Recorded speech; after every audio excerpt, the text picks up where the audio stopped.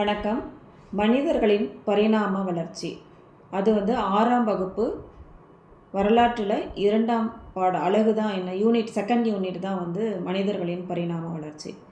இதில் மனித குலம் உருவான வரலாற்றை நம்ம தெரிந்து கொள்ள போகிறோம். வேட்டையாடுதல் மற்றும் சேகரித்தல் நிலையிலிருந்து ஒரு இடத்திலிருந்து நிலைத்து வாழ்தல் வரையிலான மனித பரிணாமத்தின் வெவ்வேறு கட்டங்களை பயில்வது எப்படின்னு பார்க்க போகிறோம். வரலாற்றுக்கு முந்தைய காலத்து மனிதர்களின் கற்கருவிகளை பற்றி தெரிஞ்சுக்க போகிறோம். நெருப்பு மற்றும் சக்கரத்தின் பயன்பாட்டை புரிந்து கொள்ள போகிறோம். அப்புறம் பழங்கால மனிதர்களின் குகை ஓவியங்களின் முக்கியத்துவம் என்ன அப்படின்றதையும் தெரிஞ்சுக்க போகிறோம். இப்போது ஃபஸ்ட்டு 400 கோடி ஆண்டுகளுக்கு முன்னாடி தான் பூமி தோற்றம், பூமியினுடைய தோற்றம். 20 லட்சம் ஆண்டுகளுக்கு முன் தான் மனிதன் நடந்தான். அப்புறம் 3 லட்சம் ஆண்டுகளுக்கு முன் புவி எங்கும் அது பரவிடுச்சு. 8000 ஆண்டுகளுக்கு முன் வேளாண்மை தொடங்கியது. 5000 ஆண்டுகளுக்கு முன் தான் நாகரிகத்தின் தோற்றம். இப்போ இருக்கிறது நம்ம தற்கால மனிதர்கள். அதுதான் உங்களுக்கு கொடுத்துருக்காங்க. தாலினியும் அவளுடைய பாட்டியும் ஒரு அறிவியல் மையத்துக்கு போகிறாங்க. அங்கே அவர்கள் காலச்சக்கர இயக்கத்தை பார்க்குறாங்க. அதை இயக்குபவர் இயந்திரம் செயல்படும் முறையை அவங்களுக்கு விளக்கி சொல்கிறாங்க. இந்த இயந்திரம் மூலம் நீங்கள் விரும்பும் காலத்தில் பயணம் செய்ய முடியும்னு அவர் சொல்கிறாரு. இதில் ஒவ்வொரு பொத்தானும் ஒரு குறிப்பிட்ட காலகட்டத்துக்கு உரியதுன்னு சொல்கிறாரு. ஏதேனும் ஒன்றை நீங்கள் அழுத்தினா போதும் அதுக்குரிய காலத்தை சேர்ந்த காட்சிகளை கண்டு மகிழலாம். கால பயணத்துக்கு நீங்கள் தயாரான்னு கேட்குறாரு. இதை கேட்ட உடனே தாலினியும் அவளுடைய பாட்டியும் ரொம்ப சந்தோஷமாயிட்டு கால பயணம் போகிறதுக்கு முடிவெடுக்கிறாங்க.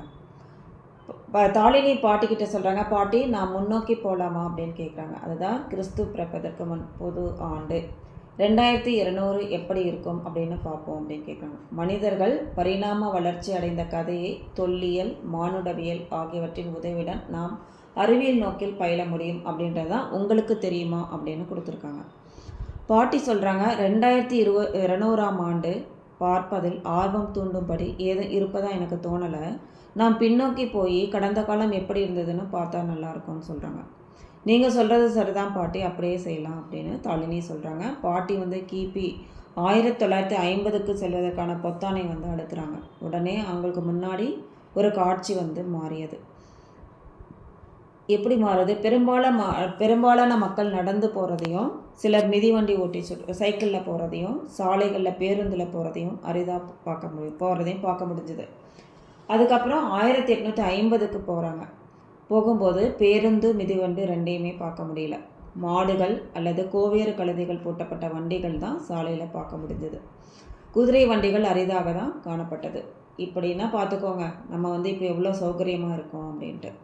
அடுத்ததாக தாலினி என்ன செய்கிறாங்கன்னா, 8000 ஆண்டுகளுக்கு முற்பட்ட காலத்துக்கான பொத்தானை அழுத்துறாங்க. அந்த காலத்தில் மக்கள் பயிர் வளர்ப்பது, கால்நடை வளர்ப்பதில் ஈடுபட்டிருக்கிறத பார்க்க முடிஞ்சுது. 18,000 ஆண்டுகளுக்கு முந்தைய காட்சிகளை காண இன்னொரு பொத்தானை அழுத்துறாங்க. அந்த காலகட்டத்தில் மனிதர்கள் குகைகளில் வாழ்ந்துட்டுருக்காங்க. கல்லிலும் எலும்பிலும் செய்த கருவிகளில் வேட்டைக்கு பயன்படுத்துகிறாங்க. அப்படி அவங்க வேட்டையாடிய ஒரு காட்சியை பார்த்து பயந்துட்டா தாலினி. இந்த உரிய பொத்தானை அழுத்தி பாட்டியுடன் தற்காலத்துக்கு சேர்ந்தார்கள். இப்படி நான் உன்னுடன் இருக்கிறேனே, பயம் வேணாம் அப்படின்னு பாட்டி அவகிட்ட சொல்கிறாங்க. இப்போது உங்களுக்கு ஒரு மனிதனுடைய பரிணாம வளர்ச்சி நிலைகள் கொடுத்துருக்காங்க. அதில் ஆஸ்ட்ரலோபித்திகஸ் அப்படின்னு கொடுத்துருக்காங்க. ஆஸ்ட்ரலோபித்திகஸ் மனித மற்றும் குரங்கின் பண்புகளுடன் காணப்பட்டான், நடக்க கற்றுக்கொண்டான். 4லிருந்து 2 பில்லியன் ஆண்டுகளுக்கு முன்னாடி தொடக்க கால மனிதன் கிழக்கு ஆப்பிரிக்காவில் தோன்றினான். ஹோமோ ஹேபிலிஸ் அப்படின்றது 2.3லிருந்து 1.4 பில்லியன் ஆண்டுகளுக்கு முன்னாடி தொடக்க கால மனிதன் இறுக பற்றுவதற்கு வசதியாக பெரிய கால் விரல்கள் அவனுக்கு இருந்துச்சு. முன்பக்கம் நீட்டிக்கொண்டிருந்த தாடை நீட்சி சற்று குறைந்து காணப்பட்டது. கருவிகளை உருவாக்கினான். அடுத்தது ஹோமோ எரெக்டஸ். சுமார் 1.8 மில்லியன் ஆண்டுகளுக்கு முன்னாடி ஜால மனிதன், அதாவது முழுமையான மனிதன் அல்ல, தற்கால மனிதர்களை விட ஒரு சிறிய மூளை உடையவர்கள் அவங்க வந்தாங்க. நேராக நிமிர்ந்த மனிதன் நெருப்பின் பயனை தெரிஞ்சு வச்சுருந்தான். அதுக்கப்புறம் நியாண்டர்தால் 1,30,000 முதல் 40,000 ஆண்டுகளுக்கு முன்னாடி முழுமையான மனிதர்கள் அல்ல, ஆப்பிரிக்காவிலேருந்து வேறுபட்டவன், கரடுமுரடான கருவிகளை வச்சுருந்தான், வேட்டையாடும் திறனில் பின்தங்கியிருந்தான், இறந்தவர்களை புதைத்தான், சான்றுகளை ஜெர்மனி, இந்த மாதிரி சான்றுகள் நமக்கு எங்கே கிடச்சிதுன்னா ஜெர்மனியில் கிடச்சிது. ஹோமோசாப்பியன்ஸ் அப்படின்றது 3 லட்சம் ஆண்டுகளுக்கு முன்னாடி சுயமாக சிந்திக்கும் மனிதன். நவீன மனிதன் வேட்டையாடும் மற்றும் உணவு சேகரிக்கும் சமூகமாக வாழ்ந்தான். கரடுமுரடான கருவிகளை பயன்படுத்தினா. ஆப்பிரிக்காவிலிருந்து இடம்பெயர்ந்து ஐரோப்பாவிலும் ஆசியாவிலும் குடியேறினான். குரோமேக்னான்ஸ் அப்படின்றது கிழக்கு ஆப்பிரிக்காவிலிருந்து 50,000 ஆண்டுகளுக்கு முன்னாடி மேற்கு ஆசியா மற்றும் தென்கிழக்கு ஐரோப்பாவில் 40,000 ஆண்டுகளுக்கு முன்னாடி நவீன மனிதன் தோன்றினான். மனித வாழ்வின் தொடக்கம் கற்கருவிகளுடன் எலும்பாலான கருவிகளையும் பயன்படுத்தினான். குத்தீட்டியும் நிம்புகோல் வகை கருவிகளையும் பயன்படுத்தினான். இந்த மாதிரி நமக்கு மனித பரிணாம வளர்ச்சி நிலைகள் எப்படியெல்லாம் வந்திருக்கோன்றத நமக்கு அவ்வளோ அழகாக நம்மளுடைய பாடத்தில் கொடுத்துருக்காங்க. இதில் ஒரு சின்ன டிப்பு என்ன கொடுத்துருக்காங்கன்னா, வரலாற்றுக்கு முந்தைய கால மனிதர்களையும் அவர்கள் பயன்படுத்திய பொருள்களையும் பற்றி படிக்கும் படிப்புக்கு பேர் என்னென்னா தொல்லியல் அப்படின்னு பேர். தொல்லியல் ஆய்வுக்கு முக்கிய ஆதாரமாக எது இருக்குது அப்படின்னு சொன்னால் அகழ்வாராய்ச்சி பொருட்கள் இருக்குது. அதுக்கப்புறம் திரும்பவும் பாட்டியும் தாளினியும் என்ன செய்கிறாங்க, பின்னோக்கி போகிறாங்க. மனித குரங்குகளுடன் வசித்த பழங்கால முன்னோர்களை பார்க்கலாம் பாட்டி அப்படின்னு சொல்கிறாங்க. ஆனால் தாளினி அதுக்கு சம்மதிக்கலை. 2 பேரும் அந்த இடத்த விட்டு போகிறாங்க. பாட்டி, மனிதர்கள் பரிணாம வளர்ச்சி அடைந்த கதையை எனக்கு சொல்வீங்களா அப்படின்னு கேட்குறாங்க. மானுடவியலாளர்கள் கிழக்கு ஆப்பிரிக்கா உள்ள தான்சானியா என்னும் இடத்துல கிடைத்த சில மனித காலடி தடங்கள் உலகினுடைய பார்வைக்கு கொண்டு வந்தாங்க. அந்த கல் படுகைகளில் பதிந்திருந்த அந்த தடங்கள் அதுவரை மண்ணில் புதைஞ்சு கிடந்தது.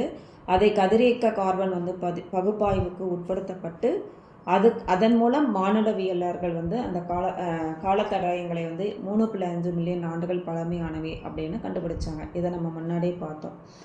இப்போ இன்னொன்று கொடுத்துருக்காங்க. குகையில் வாழ கற்றுக்கொண்ட குரோமேக்னான்ஸ் மனிதர்கள் பிரான்சில் உள்ள லாஸ்காஸ் அப்படின்ற இடத்துல குகைகளில் வாழ்வதற்கான தொல்லியல் சான்றுகள் கிடச்சிருக்கு. இவர்களிடம் இறந்தவர்களை புதைக்கும் பழக்கம் இருந்தது அப்படின்றது நமக்கு உங்களுக்கு தெரியுமா அப்படின்றதுல கொடுத்துருக்காங்க. இயற்கையில் ஏதேனும் ஒரு திடீர் மாற்றம் வரும்போது உயிரினங்கள் அந்த மாற்றத்துக்கு ஏற்ப தங்களுடைய தகவமைப்பை மாற்றி அதுக்காக உயிர் கிடைக்குது. இந்த மாதிரி மனிதர்கள் காலத்துக்கு ஏற்றவாறு பல மில்லியன் ஆண்டுகளாக தங்களை தகவமைத்து கொண்டு தான் பரிணாம வளர்ச்சி அடைஞ்சிருக்காங்க அப்படின்றத நமக்கு இதன் மூலமா தெரிந்து கொள்ள முடியுது. இப்போது தற்கால மனிதன் எப்படி பரிணாம வளர்ச்சி அடைந்தான் அப்படின்றத பார்க்கலாம்.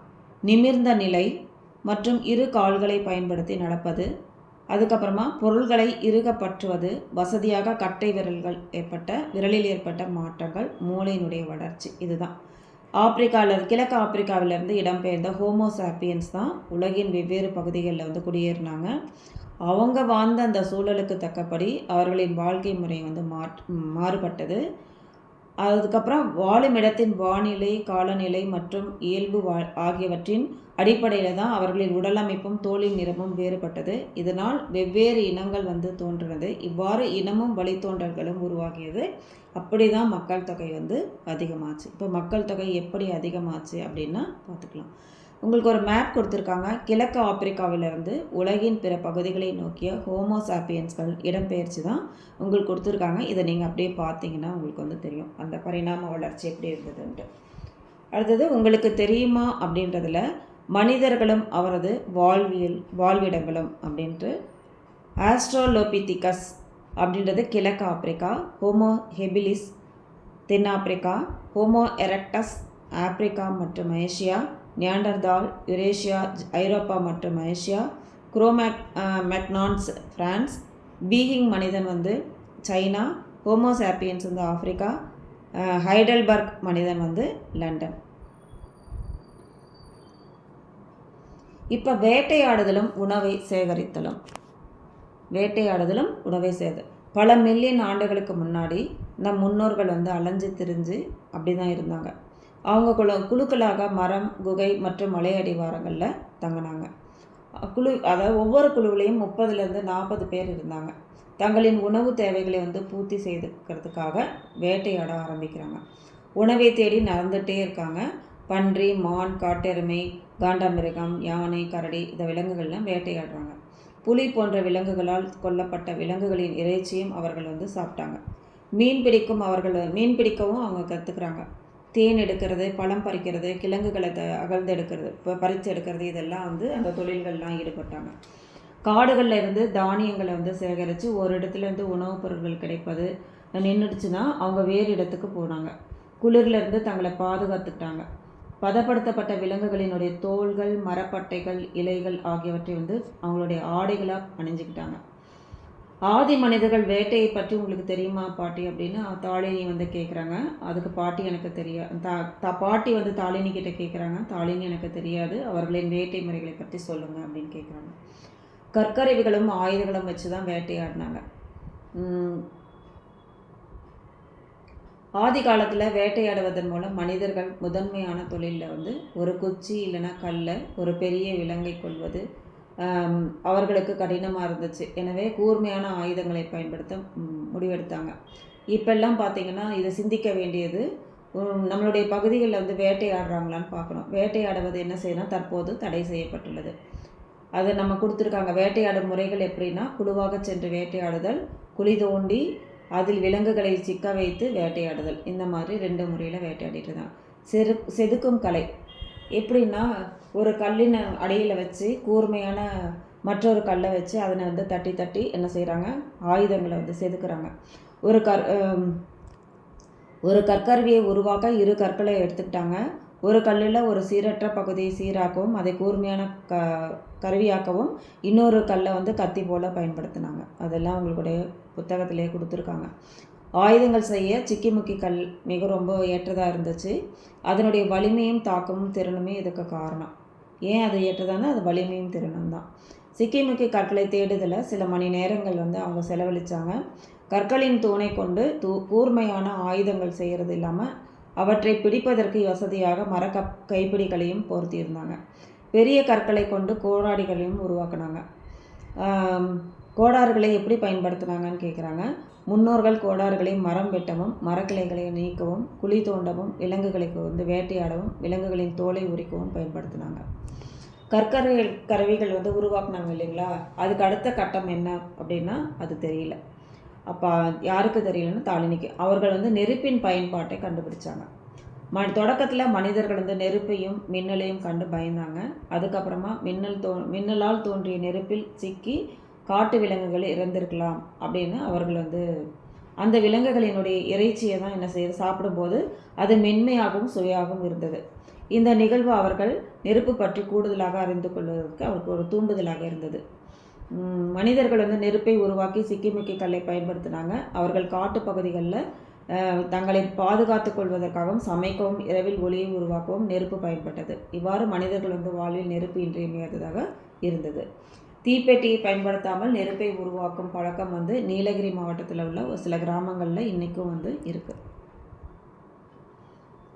அடுத்து என்னென்னா, மனிதர்கள் அடுத்த கண்டுபிடிப்பு சக்கரம். அது நமக்கு ரொம்ப வியப்பாக இருக்கும். மனிதர்கள் தாங்கள் புலனறிவாலும் சிந்தனையினாலும் அனுபவத்தாலும் உருவாக்கிய சிறந்த அறிவியல் கண்டுபிடிப்பு தான் சக்கரம். சக்கரத்தை உருவாக்குறதுக்கு மனித வரலாற்றில் ஒரு முதல் தரமான கண்டுபிடிப்பாக கருதப்படுது.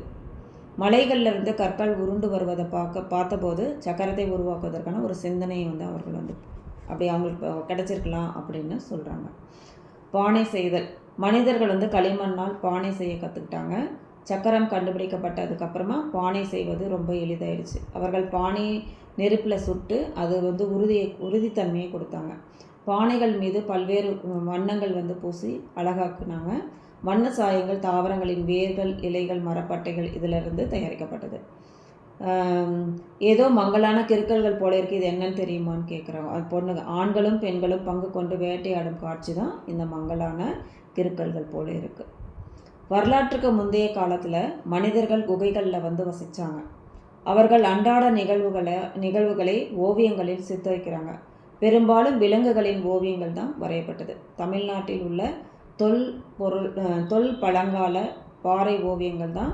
கீழ்வளைன்றது விழுப்புரத்தில் இருக்குது, உசிலம்பட்டி மதுரையில் இருக்குது, குமுதிபதி கோவையில் இருக்குது, மாவடைப்பு கோவையில் இருக்குது, பொறிவரை அப்படின்றது கரிக்கையூர் நீலகிரியில் இருக்குது.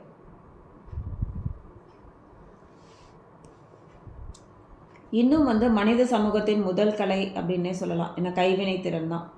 மனிதர்கள் ஒலியாகவும் அசைவுகளாகவும் தங்கள் எண்ணங்களை வெளிப்படுத்தி பாறை ஓவியங்கள் அவற்றை பதிவு செய்கிறாங்க.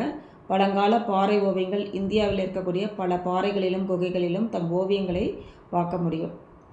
பாறை ஓவியங்கள் கடந்த காலம் குறித்து சில செய்திகளை தெரிவிக்குது. என்ன அப்படின்னா, 750 குகைகளில் ஏறத்தாழ 500 குகைகளில் பாறை ஓவியங்கள் நம்ம இப்போவும் பார்க்க முடியுது. இன்னும் கண்டறியப்படாத பல குகைகள் நிறைய இருக்குது. ஆண்களும் பெண்களும் வேட்டையாடுவதையும் நடனமாடுவதையும் குழந்தைகள் விளையாடுறதையும் இந்த ஓவியங்கள் நமக்கு சித்தரித்து காட்டுது. இந்த மாதிரி ஓவியங்கள் மூலமாக நம்ம என்ன செய்யலாம், கடந்த கால வாழ்க்கை முறை குறித்து நம்ம தெரிந்து கொள்ள முடிகிறது. இத்தகைய பாறை மற்றும் குகை ஓவியங்கள் நம்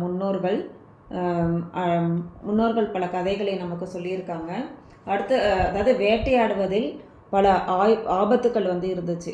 மனிதர்கள் மலைப்பகுதிகளிலும் காடுகளிலும் பெருமளவு வேட்டையில் ஈடுபட்டதுனால பல வகையான விலங்குகள் எண்ணிக்கையில் குறைந்து போயிருந்தது. அதனால் மனிதர்களுக்கு போதுமான இறைச்சி கிடைக்காததுனால உணவுக்காக காய்களையும் பழங்களையும் தேட வேண்டியதாயிடுச்சு.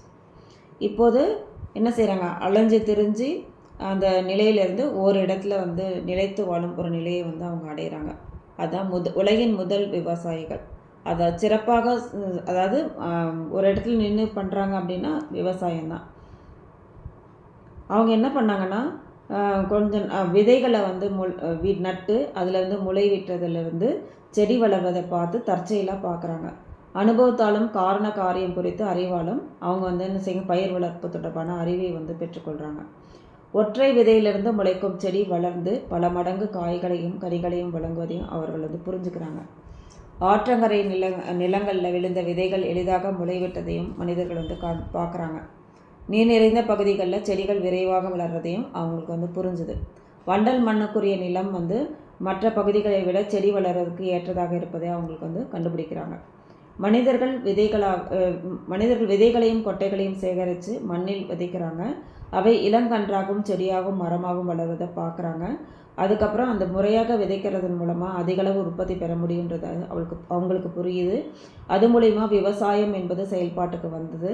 அவர்கள் விலங்குகளை பழக்கி அவற்றுக்கு உணவு கொடுத்து வளர்த்து அதையும் விவசாயத்துக்கு ஈடுபடுத்துகிறாங்க.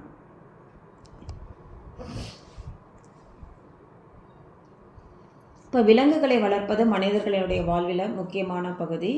ஆனால் எருதுகள் உழுவதற்காக பயன்படுத்தப்பட்டது. எருதுகள் விவசாய வேலைகளை ரொம்ப எளிமையாக்கியது. வேட்டையாடி வாழ்க்கையை நடத்துறதை விட வாழ்க்கை எளிதாக, இந்த வாழ்க்கை ரொம்ப எளிதாக இருந்தது.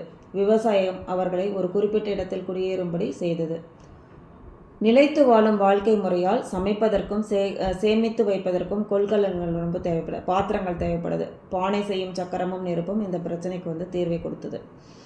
கலப்பை கண்டுபிடிக்கப்பட்டதுனால விவசாயம் இன்னும் எளிதாக மாறிச்சு. மனிதர்கள் நிலத்தில் இருந்து தேவையற்ற புதர்களை களை எடுத்துட்டு அதிலிருந்து எரித்த நிலத்தை அவற்றை எரித்து நிலத்தை தயார்படுத்தி விவசாயத்தினுடைய பணி அப்படி தொடங்குறாங்க. நிலத்தை உழுறாங்க, விதைக்கிறாங்க, பயிர் வளர்த்து அறுவடை செஞ்சு அந்த நிலத்தில் மண் வளம் குன்றதுனால அவர்கள் வேறொரு பகுதிக்கு இடம்பெயர்றாங்க. தொடக்கத்தில் விவசாயம் மனிதர்களின் உடனடி உணவு தேவையை நிறைவேற்றுவதாக மேற்கொள்ளப்பட்டது. ஆனால் அது உற்பத்தி அதிகரித்த போது அவங்க தங்களது எதிர்கால தேவைக்காக விளைபொருட்களை சேமித்து வைக்க ஆரம்பிக்கிறாங்க. இந்த மாதிரி சேமிக்கப்பட்ட பொருட்கள் உற்பத்தி குறைந்த காலத்தில் அவங்களுக்கு உதவியாக இருந்துச்சு. அவர்கள் தங்கள் அனுபவத்தில் ஆற்றுக்கு அருகில் உள்ள நிலம் விவசாயத்துக்கும் கால்நடை வளர்ப்புக்கும் பயனுள்ளது அப்படின்றத புரிஞ்சுக்கிறாங்க. மனிதர்களுக்கு ஆற்றங்கரையில் தான் நிலையாக தங்க முடிவெடுக்கிறாங்க.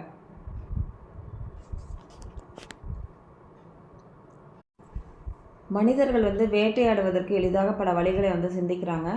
பிற விலங்குகளை மோப்பம் பிடிக்கும் ஆற்றலை நாய்கள் பெற்றிருக்கு அப்படின்றதே அந்த விலங்குகளை நமக்கு தங்கள் எல்லைகளை அனுமதிக்காமல் துரத்துறதையும் அவர்கள் தெரிஞ்சுக்கிறாங்க.